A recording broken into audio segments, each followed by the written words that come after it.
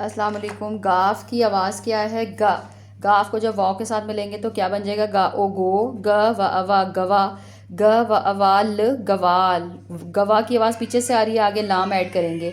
ग ग व अवा गवा और आगे हे मिल जाएगा तो क्या बन जाएगा? गवाह।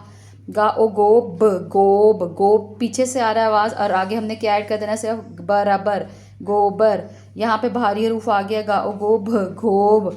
गा ओ गो भर भर गो भर। गोभ गो भा गोभा गोभ।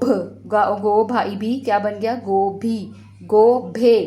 गा ओ गोट गोट। गा ओ गोटा इटी गोटी। गा ओ गोज गोज। गा ओ गोज रजर गोजर। गा ओ गोद गोद। गा ओ गो दा गोदा या गूदा। गा ओ गोर गोर। गा ओ गोर अरा गोरा। ये 4 हरफ़ी कायदा हासिल करने के लिए आप जो है वो हमसे रब्ता कर सकते हैं। पीडीएफ में ये 4 हरफ़ी अवेलेबल है और इनबॉक्स में आप डिटेल्स इसकी मुझसे पूछ सकते हैं।